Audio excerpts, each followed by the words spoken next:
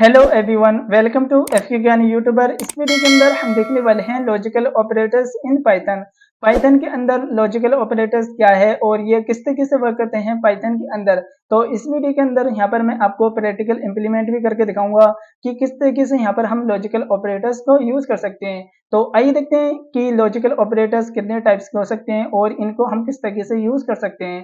तो सबसे पहले यहाँ पर आप देख पा रहे हो कि लॉजिकल ऑपरेटर्स जो होते हैं वो तीन टाइप्स के होते हैं, एंड और नॉट, यानी कि ये तीन टाइप्स के लॉजिकल ऑपरेटर्स होते हैं। तो यहाँ पर हम समझ लेते हैं कि ये किस तरीके से वर्क करते हैं। तो यहाँ पर मैं आपको एक एग्जांपल के थ्रू समझाता हूँ।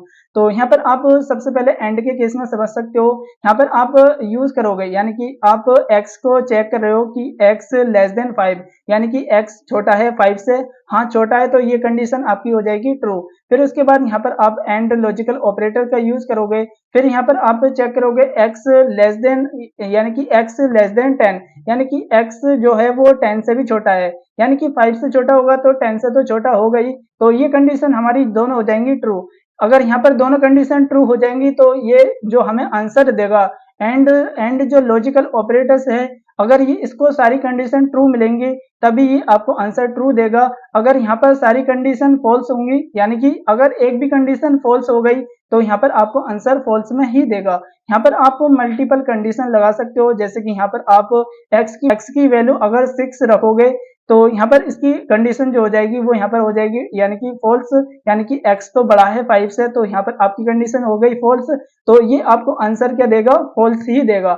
एंड कहता है कि मुझे अगर सारी कंडीशन ट्रू मिलेंगी तभी मैं आपको आंसर ट्रू दूंगा। अगर मेरी एक भी कंडीशन फॉल्स हो गई तो यहाँ पर आपको आंसर क्या मिलेगा, फॉल्स मिलेगा। तो इसी तरीके से एंड ऑपरेटर, यानी कि एंड लॉजिकल ऑपरेटर्स यानी कि वर्क करता है।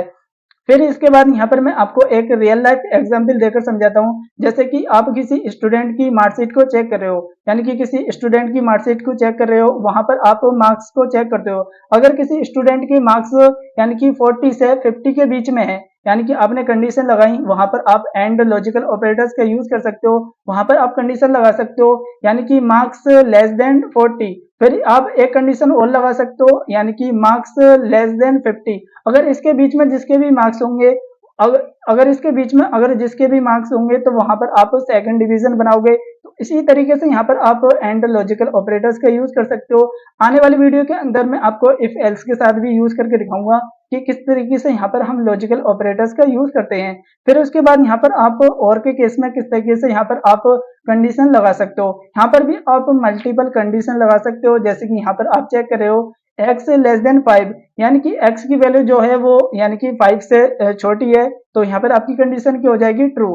तो अगर एक भी कंडीशन अगर इसमें ट्रू मिल जाती है तो ये आपको आंसर क्या देगा, ट्रू देगा। तो इसके बाद यहाँ पर आपको आगे चेक करने की जरूरत नहीं होती है। और के केस में अगर यहाँ पर आपको यानी कि एक भी कंडीशन अगर ट्रू मिल गई तो यहाँ पर आपका आंसर जो आएगा वो ट्रू आएगा।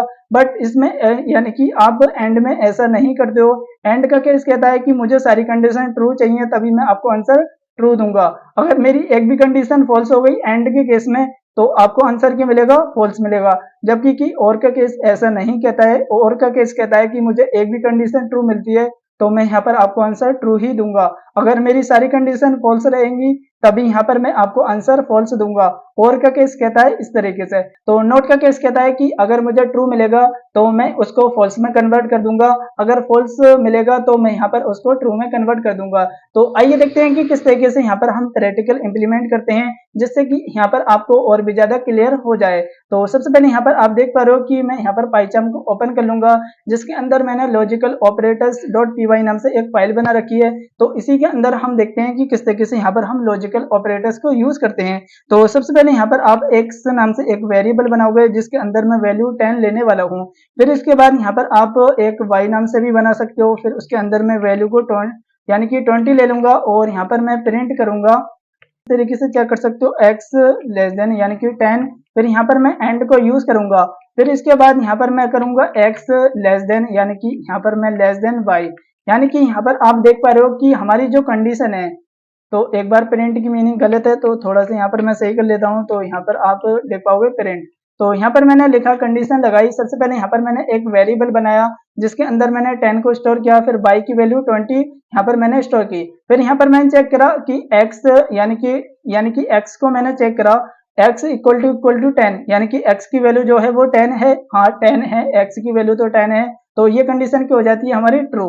फिर इसके बाद यहाँ पर एंड चेक करेगा, यानी कि एंड की कंडीशन चेक करेगी क्या x यानी कि लेस देन बाई, यानी कि x जो है वो बाई से छोटा है, हाँ x जो है वो बाई से छोटा है, x की वैल्यू 10 है और y की वैल्यू 20 है, तो ये दोनों कंडीशन क्या हो जाती है हमारी ट्रू। तो आपको आंसर क्या मिलने वाला है यहाँ पर ट्रू ही मिलेगा। जैसे कि यहाँ पर मैं रन करूंगा तो यहाँ पर आप देखोगे कि हमारा आंसर जो आने वाला है वो ट्रू आया है। तो इस तरीके से यहाँ पर आप एंड के केस में भी यूज कर सकते हो। फिर इसके बाद यहाँ पर मैं एक और कंडीशन लगा के दिखाता हूँ कि किस तरीके से यहाँ पर आप यूज करोगे। x यानी कि इक्वल टू मैंने यहाँ पर 10 को यूज किया, फिर यहाँ पर आप एंड के केस में यूज कर सकते हो। फिर यहाँ पर मैं x को यूज करूंगा, फिर से मैं यहाँ पर लेस देन बाई करूंगा, फिर यहाँ पर आप एक और एंड का केस लगा सकते हो, जैसे कि यहाँ पर मैंने एंड का केस लगाया और यहाँ पर मैंने एक और कंडीशन लगाई और यहाँ पर मैंने यूज किया x इक्वल टू बाई, यानी कि जो ये वाली कंडीशन है वो यहाँ पर हमारी फॉल्स होने वाली है।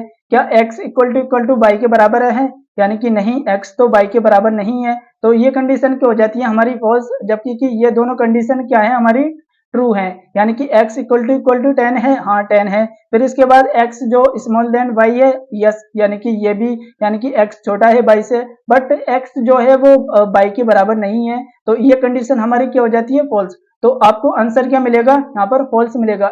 एंड का केस कहता है कि मुझे सारी कंडीशन ट्रू चाहिए, अगर एक भी मेरी फॉल्स मिलेगी तो आपको आंसर मैं फॉल्स ही दूंगा। जैसे मैं इस पर रन करता हूं तो यहाँ पर आप देखोगे कि हमारा आंसर जो आया है वो फॉल्स में आया है। तो इस तरीके से यहाँ पर आप एंड का केस में यूज कर सकते हो लॉजिकल ऑपरेटर्स को।